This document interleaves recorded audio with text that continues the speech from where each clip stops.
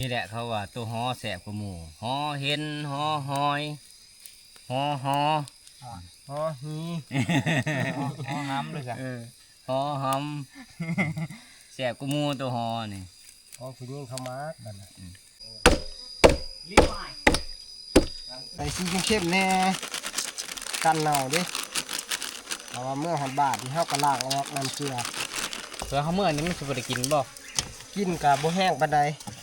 กะบ่ถึงขันว่าเน่าถ้าว่าเฮาใส่เกลือหลายไปเฮ็ดห่อหมกแซ่บได้นี่เห็น บ่เคยกินเห็ดอะไร เฮาก็พักแล้วก็ใส่หอมใส่ข้าวเบื่อแล้วก็ห่อหมกบัดนี้นึง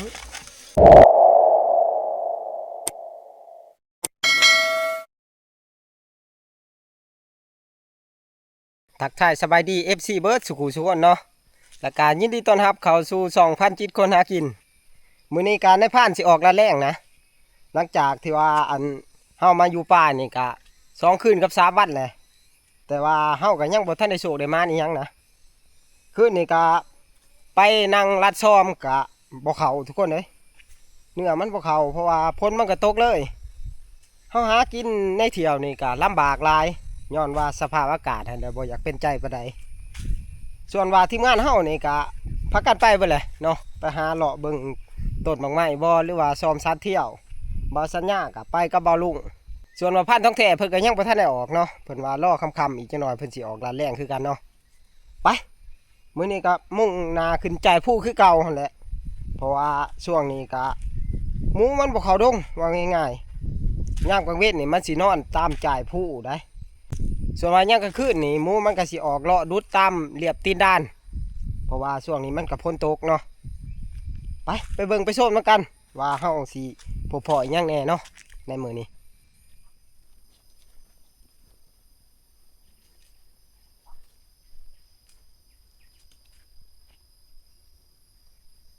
เฮามาในเที่ยวนี้ก็ในพานก็นิ่นแต่ออกลาดแรงแล้วก็ออกไตตาเนาะเพราะว่าน้องม้าเฮาก็บ่ได้เอามาคือตัวเต็งบ่ได้เอามาก็คือบักลายบักเกิบนั่นแหละเอามาแต่ม้าในพันธุ์ทองเพิ่นมันก็บ่เก่งแล้วก็เฮาก็เด้อบ่ได้ออกละแล่นเนาะเฮามารอบนี้เว้าง่ายๆก็หาแห่ห่างเนาะหาเนื้อใหญ่เป็นหลักนะแต่ว่าช่วงนี้มันก็หาลำบากคือในพานว่าหั่นแหละเพราะว่าหน่อไม้หน่อมีมันก็บ่ทันได้ออกยอดถ้าว่าหน่อไม้ออกยอดนี่ก็มันก็สิหาง่ายกว่าเก่าทุกคนช่วงนี้บางไม้มันก็อึดเนาะหาไปนี่แหละเฮ็ดจะได้ มากะได้ช่องคืนแหละแต่กะมานพอสำนีแหละทุกคนคืนนี้พันทองเพิ่งกะมานอีเห็นเนาะตัวบางใหญ่มันได้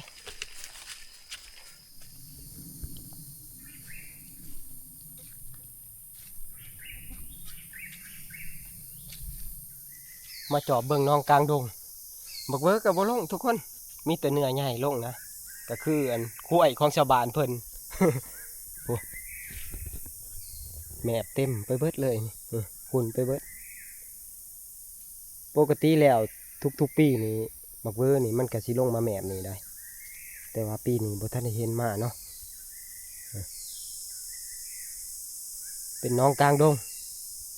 แต่ว่าถ้าว่าเฮามาดักซุ่มนี่ก็ง่ายได้ถ้าว่าบักเวอร์เขาต้นไม้ก็เหมาะเจาะแถมเป็นเดินแป้นอีกบ่มีแม้แต่ร่องรอยน้องตัวนี้ปกตินี่สัตว์ใหญ่ก็ลงเนาะก็คือบักข้อเหือนนั่นแหละคือกวางมาปีนี้ก็บ่ทันเห็นมานะสงสัยสิเป็นตอนหน้าหนาวแหละมันสิมา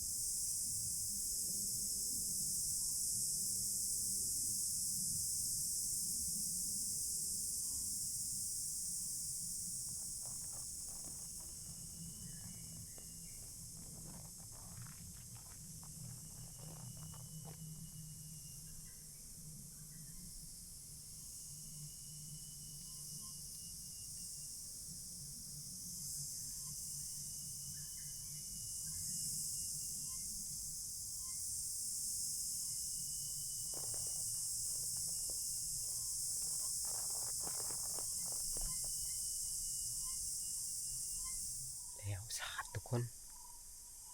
คนหนึงมีนาสิเป็นบักเวอร์ได้มาตัวเดียวนะยางอยู่จ่ายลุมพุ่นในผ่านคิดว่ามันสิขึ้นมาเลยบ่ได้ไปลัดบักหนึงนี่เพราะว่ามันเป็นซอมขึ้นมานี่นะสงสัยสิเป็นบักทอกทุกคนแล้วซาดบานนี้ในผ่านกะสิคอยย่างตามไปอีกนะเถื่อว่าทันมันบางทีอาจสิมีหมู่มันก็เป็นได้ทั้งหลายคอยย่างไปตามนี่นะไป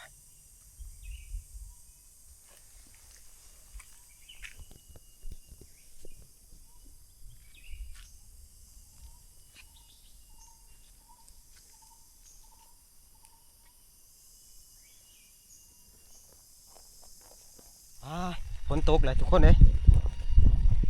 หาหมองชนก่อน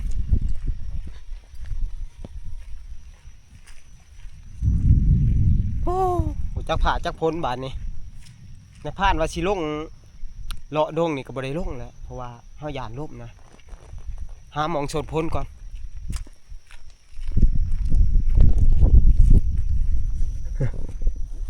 แถวนี้พ่อมีหืมหินอยู่บ่เด้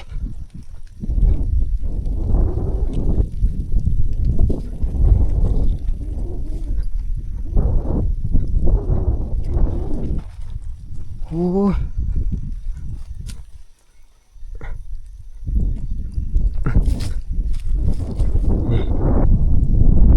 สวนไปก่อน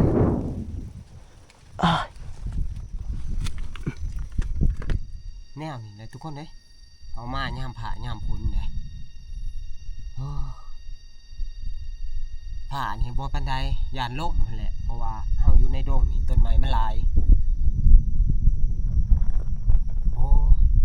เกือบขึ้นมาด้านบ่ทันเลยผมนึงนี่ปวดลมช่วงแรงๆนี่ผู้ดีเหนือมันออกก็บ่ได้ลาดซ้ำทุกคนเลยน้ำผ่านกับสีชนพ้นอยู่นี่แป๊บนึงนะแต่ว่าอันลมเศร้าหรือว่าพ้นยุตกแล้วก็จังสีงูขึ้นทับเนาะเพราะว่าข้าวแรงกับพ่ท่านได้กินพ่ท่านได้พอยังพอรหัสมักทอกตัวเดียวกะบ่ได้ทับมันทุกคนเลยนะว่าบ่เป็นและน้ำพ้นผ่าอากาศเนาะเฮาแต่งบ่ได้นะโอ้ยบ่าวสัญญาก็จักสิไปรัดอยู่ไสแห่งมีแต่ในผ่านใหม่ซ้ำสงสัยสีเปียกนั่นแหละกับลูกน้องเพิ่นนะ แฮงบ่ฮู้ทำฮู้กวนซับ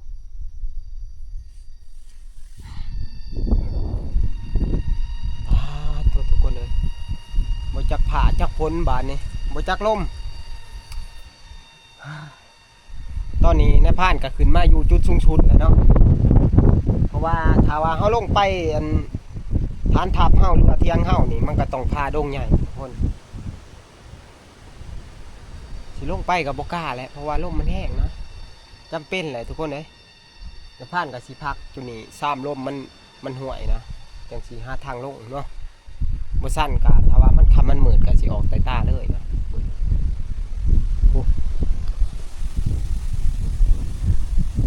ดีลมจะผ่านจะลมเลย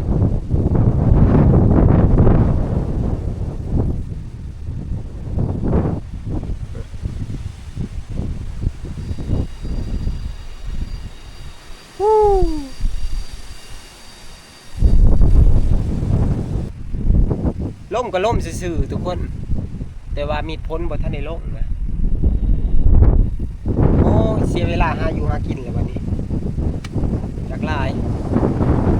แต่ถามันห่วยหมดเลยแต่ว่ามันคำมันมืดกะสิออกแต่ตาเลยมื้อนี้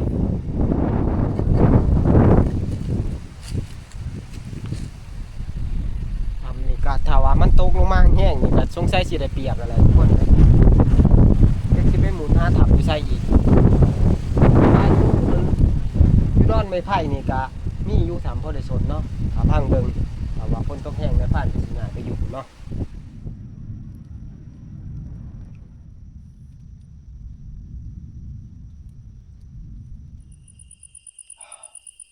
เพื่อผ้าเพื่อพ้นเศร้ากันจนคำจนมือทุกคนเลยวันนี้ล่มก็เงียบเลยในผ่านกาสีออกแต่ตาเนาะ เลาะเมื่อทับพุ่นแหละเพราะว่าอันในผ่านสิเมื่อเอาอูแน่ในผ่านก็สิไปโปกหมองใหม่นะเพราะว่าวังขึ้นมานี่ในผ่านเห็นอันแมงลังน้ำกินอันหมากขี้มูทุกคนพ้นกับพ่อปันน่ะเนาะบ่แห้งผู้ที่แข็งเปียกแต่ว่าลมมันแห้งนะไปบัดนี้เลาะขึ้นทับเฮา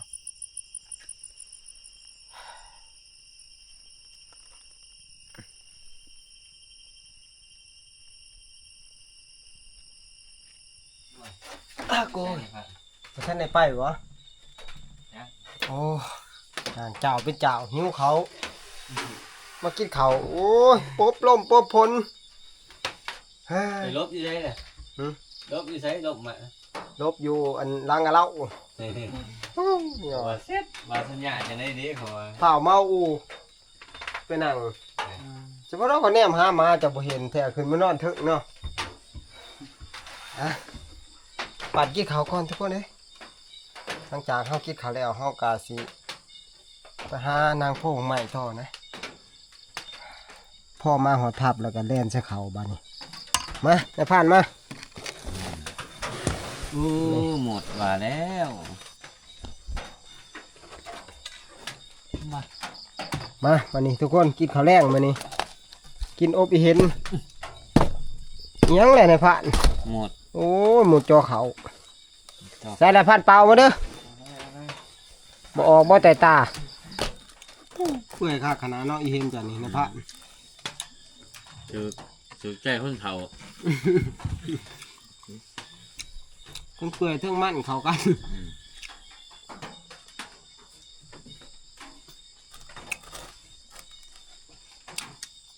มานี่สิขอตัวกินข้าวเผากินแล้วก็สิเผาไปฮะ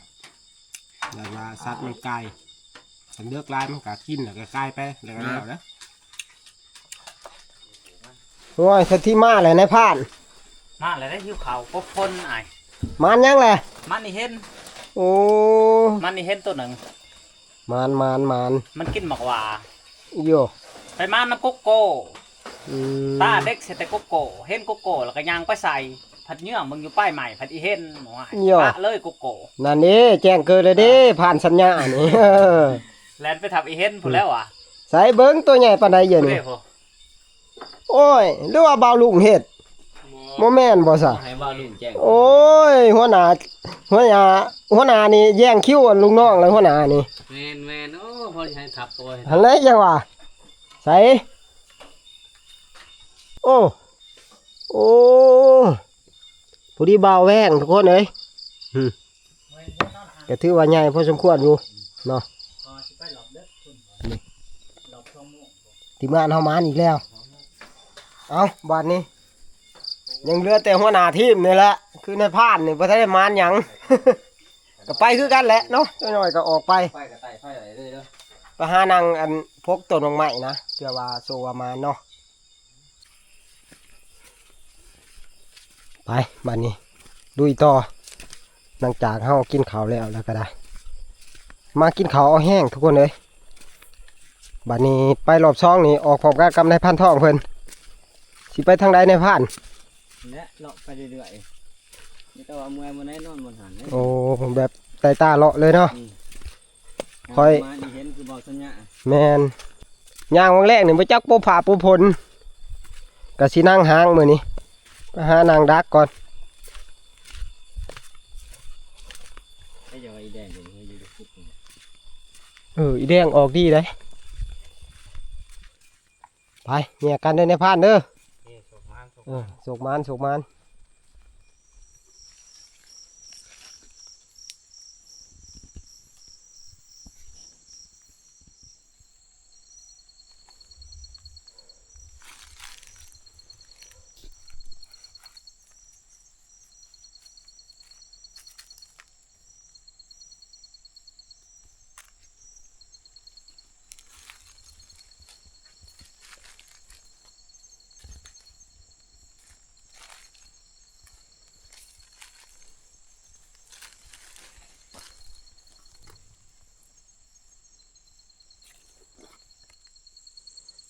ตอนนี้การนายพานมาหอดต้น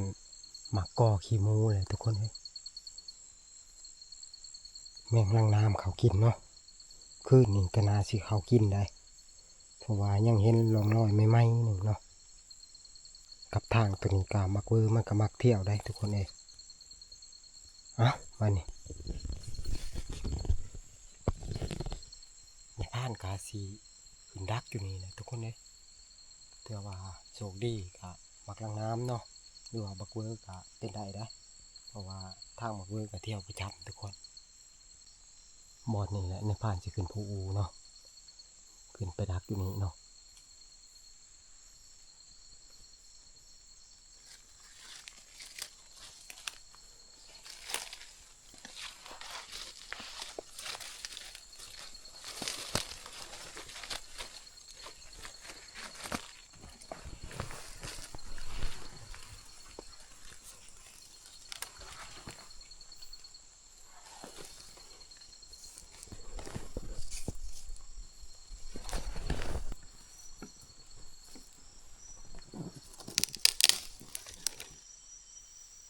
อ่ะบ้านนี้กะในผ่านกะขึ้นมาภูอูแล้วพิธีเรียบร้อยแล้วเนาะ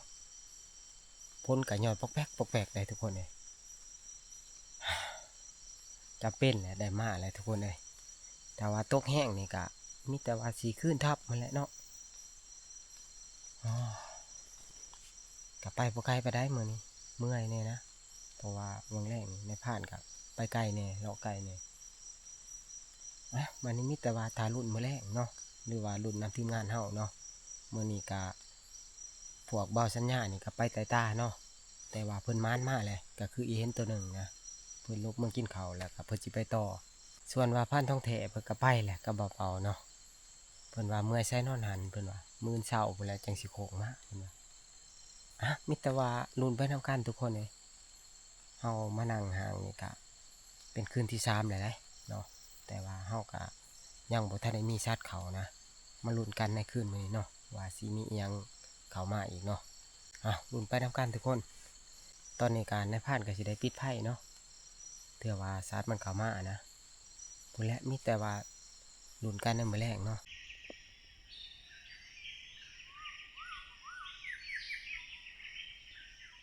แจงหูแจงตาแหละทุกคนเอ้ย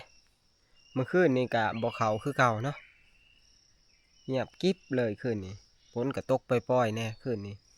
บ่ได้ยินหูออกหูเขาจักรหัสชัดจักบ่แม่นรหัสชัดนะแต่ที่แน่ๆก็บ่เห็นมันเข้านะ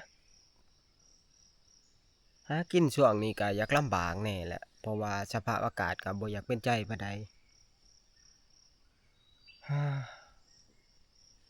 ลักน้ำกับบ่เขาเนาะเมื่อวานนี้ก็เห็นหอยกินใหม่ๆอยู่แต่ว่าคืนนี้ก็บ่เห็นนะพอมายามมื้อเช้าก็ในพานก็คิดว่าบักเวอร์สิมาเพราะว่ามันก็เป็นทางบักเวอร์เที่ยวจ่ายนะแต่ก็เงียบก็ตอนนี้ก็จนเสร็จจนสวยแหละเนาะคิดว่าบักเวอร์แหละสิเข้ามาจังว่าบ่ได้ไปออกลัดเสานะนั่งดักอยู่นี่ก็บ่เห็นทุกคนบัดนี้ก็มีแต่ว่ารุ่นนำทีมงานนั่นแหละเพราะว่าทีมงานเฮาก็ไปแต่คืนนี่พุ่นแหละบ่าวสัญญาณเราก็2 รอบในพันเองก็2 รอบรอบ2นี่ก็ยังบ่เห็นอีหยังนะปบผาปบพ้นแน่คืนนี่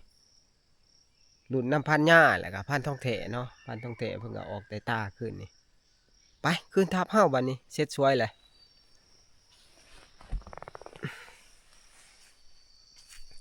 หาอยู่หากินช่วงนี้ก็อยากลำบากแน่ทุกคนเอ้ยเพราะว่าสัตว์นี่มันก็เริ่มอยากบ้างแล้วนะเฮามานี่ก็3 คืนเลยทุกคนเอ้ยแต่ก็มานพ่อปานนั่นแหละเนาะก็คืออันพันทองเพิ่นก็มานอีเห็นแน่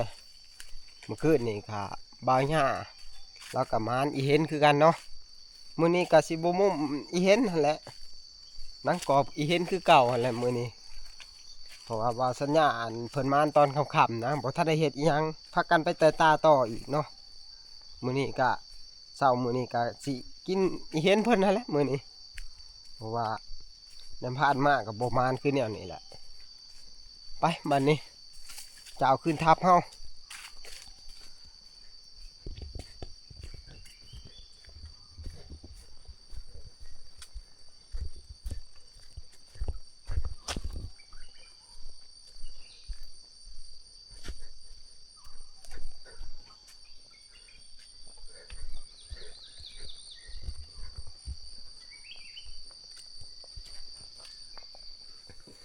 ว้ยจะได้ในผ่าน โอ้ยลุบ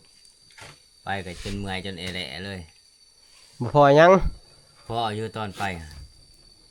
พ่อซองบอน โอ้ นี่บนลานผ่านปลานี่ตอกตัวหนึง อืม มันแหน่งกับหลังปัดไปอีกบนกุ้งให้อีกบนซื้อกับเจ้าว่านนี่มันตื่นไปอีก3-4ตัวตื่นขึ้นไปหาบนจะนั่งว่านนี่พุ่นแหละ โอ้ข่อยว่างกับดักไหวเลยนะหัน บ่ อืม จักเสร็จเอาบ่จัก จังว่าเด้อ ไปบ่ใส่กับดักมื้อนี้ ไปเลย โอ้สรุปว่าบ่มานเนาะ ประมาณ โอ้ยคือการเบิดบาดนี้ทีมงานเฮา ไปไต่ตากับห่วยพอร้ายขนาดตา อืม ตาไม่งหอย กับตาไม่งมุก ยังแต่บ่าวสัญญาเนาะบ่ทันมาเนาะ เออ ออกแต่เช้าพู้อ่ะมาหอนหางหัวเที่ยงแล้วก็พันทองเถะเพิ่นก็บ่มานคือกันเพิ่นว่ามีแต่ว่าบ่าวสัญญาบ่ได้มาเนาะถ้าลุ้นนะเพิ่นจักเพิ่นสิมานยังแหละมื้อนี้แต่ที่แน่ๆก็มื้อนี้ก็มุมอันอีเห็นที่ว่าเพิ่นมานแรงว่านนี่หั่นแหละนี่ยังคือเก่าบ่ทันเฮ็ดจังใดนี่จะน้อยเฮาสิเผาเอานางกอก ไม่ต้องฮะ อ่ะบาดนี่มาพร้อมหน้าพร้อมตากันแล้วจะได้บ่าวสัญญา โอ้ยไปขึ้นนี่ก็บ่มานเห็นแต่บางหันเห็นสิหาโตพุ่นครับบ่อยากทับมัน บ่พ่อเนาะบักเวอเนาะ บอกเว่าบ่พอเห็นแต่ห้อยอีแดงหันแลหลัดนี่ก็บ่ทันมันมอห้อยใหม่ๆนึง อ๋อก็รู้ว่าพาโควางน้ำเจ้า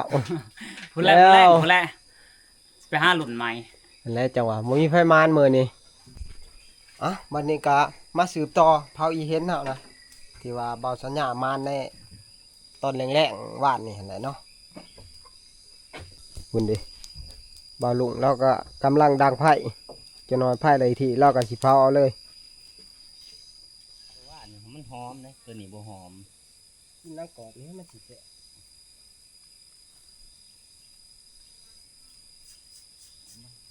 ถ้าว่าทีมงานครบเบิดนี่สิเฮ็ดปิ่นบ่โตหล่นเฮ็ดเป็นปิ่นเนาะ เฮ็ดหนึ่งบ่โตให้น้ำมันมันหย่อยออกเอาล่ะ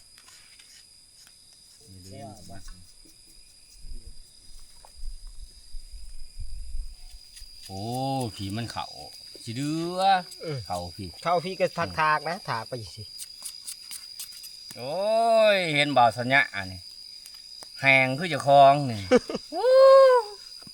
สู่ของพระทองบ่ได้เนาะน้ำมันจวด โอ้ยเมียเดียงดีได้คอยมันอันนี้เด้อ ๆน้ำมันโคย ลายเนาะ น้ำมันโคยลาย อืม บ่ค่อยได้ออกบ่ได้ค่อยได้ปล่อยออกนะมาแต่ป่า ปันว่าจ้างผู้สาวแผดว่านี่ โอ้ 5,000 บาท คืนเดียวเผาได้เอาสำนี้เลยเนาะ โอ้คักสำนี้นางขอ ได้ทางมันแตกเนาะ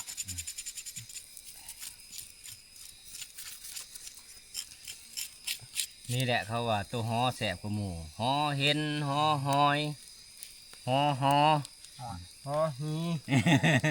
ห้องน้ำด้วยจ้ะ หอหำแสบกว่าหมูตัวหอนี่ อ๋อผู้หญิงเข้ามาบัดน่ะ เนี่ยฟังแต่ว่าตัวหอเนี่ยว่ะถึงผู้หญิงผู้ชายกินเบิดตัวหอนี่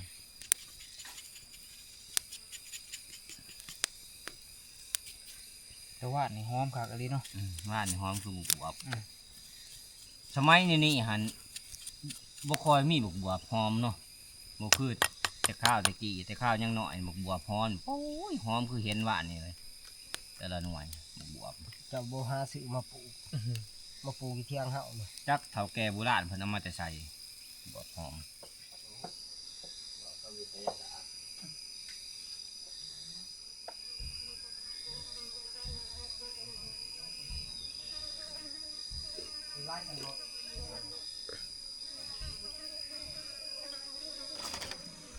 เอ้าบัดนี้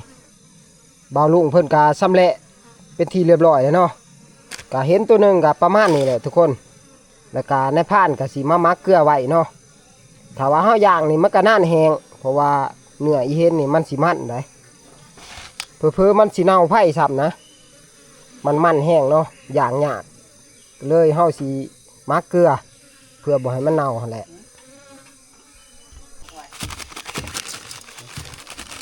อ ส่สีเข้มๆแน่กันเน่าเดิเพราะว่าเมื่อหอดบาทที่เฮากระลากออกน้ำเกลือ ทุกแสนตัวประกอบตัวใดเนาะมันเนาะ แม่น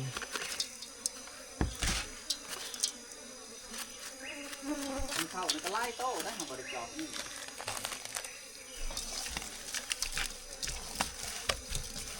เพื่อเขาเมื่อนี้มันสิบ่ได้กินบ่ กินกับบ่แห้งปานใด โอ้ กะบ่ถึงขันว่าเน่า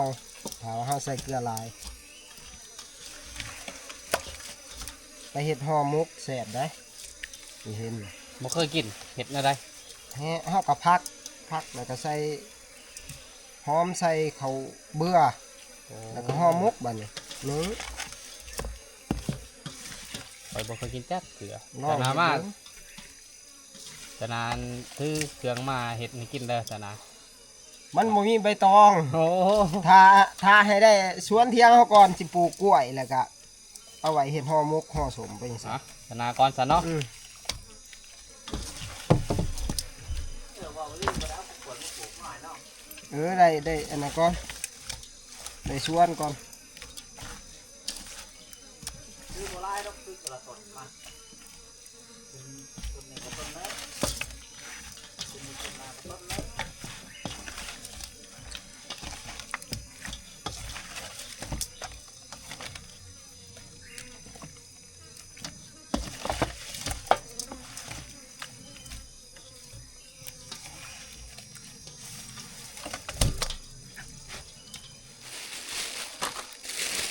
เนาะบัดนี้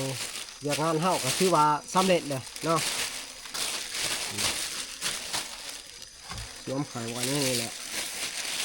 เนี่ยเอาไว้แบบนี้เพราะว่ากันพวกแมลงวัน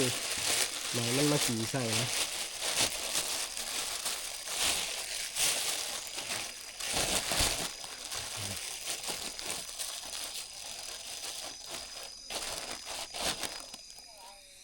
บัดนี้เวียกงานเฮาก็ถือว่าสำเร็จเสร็จสิ้นแล้วเนาะในมื้อนี้ในพันเองก็บ่มีหยังหลายเนาะวิดีโอนี้ก็สิปิดไว้เพียงเท่านี้แหล้วเนาะไว้พอกันใหม่ในคลิปวิดีโอหน้านะแต่ก่อนอื่นหมดก็อย่าลืมฝากกดไลค์กดแชร์เนาะเพื่อเป็นกำลังใจให้ในพานเฮ็ดคลิปใหม่ๆอีกต่อไปเนาะสวัสดี